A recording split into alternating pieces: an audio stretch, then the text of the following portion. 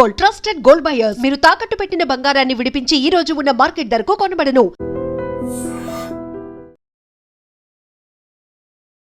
Early hours లో around 6:50 and 7 మధ్యలో ఇద్దరు అన్నోన్ అక్యూజ్ పర్సన్స్, ఇద్దరు అన్నోన్ అఫెండర్స్ సుల్తాన్ బజార్ పిఎస్ లిమిట్స్ లోని కోటి ఎస్బీఐ బ్రాంచ్ దగ్గర పక్కనే ఉన్నటువంటి ఏటీఎం దగ్గర ఈ విక్టిమ్ పర్సన్ క్యాష్ డిపాజిట్ చేయడానికి వచ్చినప్పుడు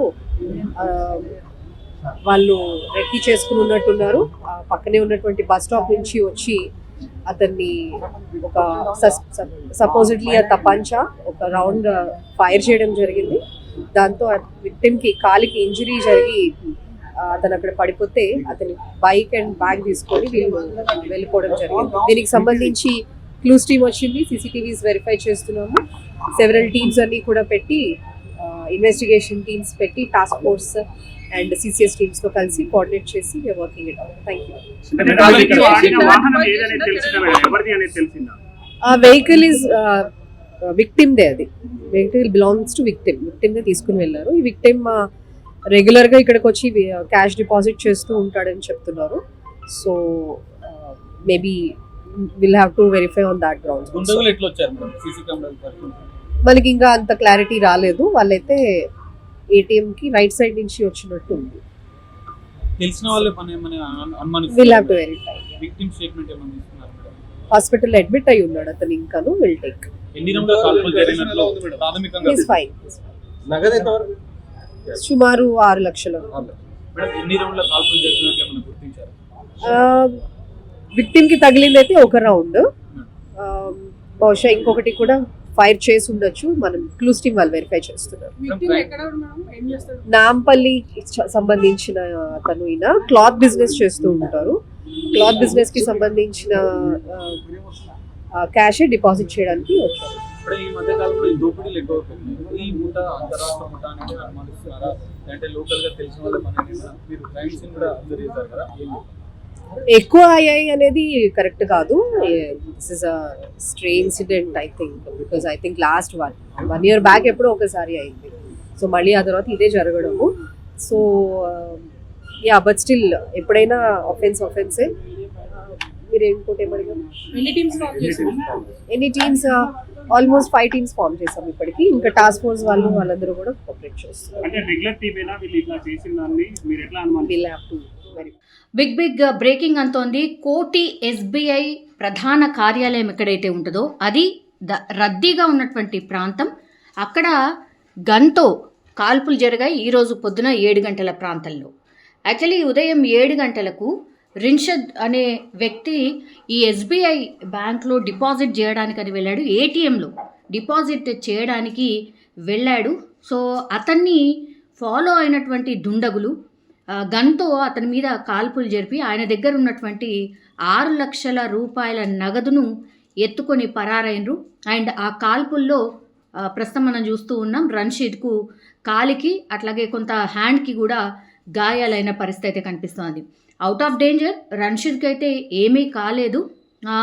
అతనికైతే హాస్పిటల్కి తరలించడం, ట్రీట్మెంట్ అయితే జరుగుతోంది. కానీ మనకు తెలుసు కోటి ఇది ఎంత బిజియెస్ట్ ఏరియా. పొద్దున 7 గంటల ప్రాంతంలో అయినా సరే చాలా రద్దీగా ఉంటుంది. ఎందుకంటే అక్కడ చాలామంది ఫ్రూట్స్ అమ్ముకునే వాళ్ళు కావచ్చు, మిగతా అవసరాల కోసం కావచ్చు, వెళ్ళి వచ్చే వాళ్ళ సంఖ్య చాలా ప్రధానంగా ఉంటుంది. అట్లాంటి కోటి ప్రాంతంలోనే ఒక్కసారిగా ఇంత పెద్ద భారీ దోపిడీ జరగడం, అది కూడా గన్తో కాల్పులు జరిపి మరీ, ఒక వ్యక్తి మీద గన్తో కాల్పులు జరిపి మరీ దుండగులు నగదును ఎత్తుకెళ్లడం ఇప్పుడు కలకలం అయితే క్రియేట్ చేస్తోంది. ఇది పోలీసులకు ఒక రకంగా సవాలని కూడా చెప్పొచ్చు. గతంలో కూడా మనకు తెలుసు ఇట్లాంటి గన్ కల్చర్. ఈ మధ్యకాలంలో గన్తో బెదిరింపులకు దిగి కాల్పులు జరపడం, ఇట్లాంటి ఇన్సిడెంట్స్ ప్రధానంగా హైదరాబాద్ ప్రాంతాల్లో జరుగుతున్నాయి మనకు తెలిసిందే.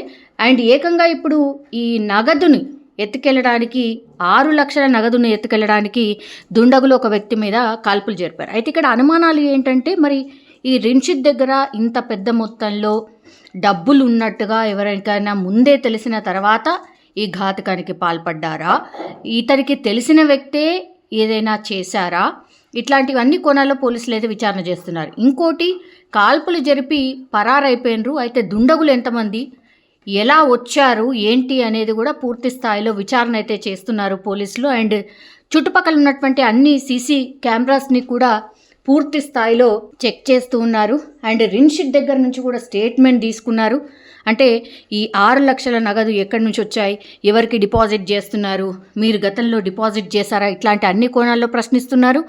అట్లాగే మీకు ఎవరైనా శత్రువులు ఉన్నారా, మీరు ఏం చేస్తూ ఉంటారు, ఇదంతా కూడా తెలుసుకునే ప్రయత్నం చేస్తున్నారు. యాక్చువల్లీ ఇప్పుడు ఈయన నాంపల్లిలో నివాసం ఉంటున్నాడు రిన్షిత్, కానీ అతడు కేరళవాసి, కేరళ నుంచి వచ్చి ఇక్కడ ఆయన నాంపల్లిలో ఉంటూ బిజినెస్ చేస్తున్నట్టుగా కూడా చెప్తూ ఉన్నారు. మరి ఆ బిజినెస్ డీటెయిల్స్ ఏంటి, ఎలాంటి బిజినెస్ ఏంటి, మీకు ఎవరికైనా శత్రుత్వం ఉందా, మీకు కానీ మీ ఫ్యామిలీకి కానీ, ఎన్నేళ్ల నుంచి ఉంటున్నారు, కేరళ నుంచి ఇక్కడికి ఎందుకు వచ్చారు, ఇట్లా అన్ని కోణాల్లో కూడా పోలీసులు అయితే విచారణ చేస్తూ ఉన్నారు. కానీ ఒక్కసారిగా దుండగులు కాల్పులు జరిపి మరి 6 లక్షల రూపాయల నగదుని ఎత్తుకెళ్లారు అనంటే అది సిటీ మధ్యలో ఉన్నటువంటి ప్రాంతాల్లో ఇది కలకలం అయితే క్రియేట్ చేస్తోంది. ప్రస్తుతం అయితే సుల్తాన్ బజార్ పోలీసులు వెంటనే రావడం, ఘటనా స్థలానికి రావడం, పూర్తిగా ఆ ప్లేస్ని అంతా కూడా క్లూస్ని సేకరించే ప్రయత్నం చేయడం. దెన్ ఆ కాల్పుల్లో రిన్షిట్కి కూడా గాయాలైన పరిస్థితి, ఆయన పర్స్ కానీ అవి కానీ రోడ్డు పైన పడిపోయిన పరిస్థితి. సో వీటన్నిటిని బేస్ చేసుకొని క్లూస్ అయితే సేకరిస్తున్నారు. దుండగులు ఎటువైపు పారిపోయి ఉంటారు, ఈ 6 లక్షల నగదును ఎత్తుకెళ్ళి ఎటువైపు వెళ్ళుంటారు అనే కోణంలో పూర్తి స్థాయిలో ఆ విచారణ అయితే చేస్తున్నారు. ప్రస్తుతం అయితే గాయపడినటువంటి రిన్షిత్ ఎవరైతే ఉన్నారో అతన్ని హుటాహుట్న 108లో మలక్పేట్ యశోద ఆసుపత్రికి అయితే తరలించారు. సో ఇతను బట్టల వ్యాపారిగా అయితే చెప్తూ ఉన్నారు. ఇంకా పూర్తి ఇన్ఫర్మేషన్ అయితే రావాల్సి ఉంది. బట్టల వ్యాపారి మీద ఒక్కసారిగా ఈ కాల్పులు జరపడం, నగదును ఎత్తుకెళ్లడం ఇప్పుడు కలకలం అయితే క్రియేట్ చేస్తోంది. అండ్ పూర్తి స్థాయిలో ఆధారాలు సేకరించిన తర్వాత దుండగులు ఎవరు ఏంటి అనేది సేకరించడం, క్లూస్ ఆధారంగా ఎవరై ఉంటారు అనే ఇన్ఫర్మేషన్ తీసుకోవడం, ఆ తర్వాత పోలీసులు పూర్తి స్థాయిలో చుట్టుపక్కల ఉన్నటువంటి సీసీ కెమెరాస్ని బేస్ చేసుకొని విచారణ చేసిన తర్వాత అతి త్వరగా నిందితులను పట్టుకుంటాము అన్నటువంటి మాట అయితే చెప్తున్న సిచ్యువేషన్ అయితే కనిపిస్తుంది. ఒక్కసారిగా సిటీ నడిబొడ్డున ఈ ఇన్సిడెంట్ ఒక రకంగా కలకలం అయితే క్రియేట్ చేస్తోంది. నిజంగా ప్రస్తుతం ఉన్నటువంటి సమాజం దేనికి ప్రయారిటీ ఇస్తుంది? ఆర్థిక సంబంధాల చుట్టూ మాత్రమే తిరుగుతుంది. మళ్ళీ ఎన్నికలంగానే చాలా విరక్తి కలుగుతాం. మంచి అనిపిస్తుంది కదా, లేడీస్ కూడా ఛాలెంజింగ్ జాబ్స్ చేసినప్పుడు చాలా బాగుంటది. ట్రాఫిక్ అసిస్టెంట్స్ గా నియమించిన ట్రాన్స్జెండర్స్ అందరితో సాల్యూట్ చేయించుకుంటున్నారు. ఫుడ్ డెలివరీ ఇవ్వటానికి వెళ్ళినటువంటి డెలివరీ బాయ్ అనిల్ పై కళ్ళ ముందు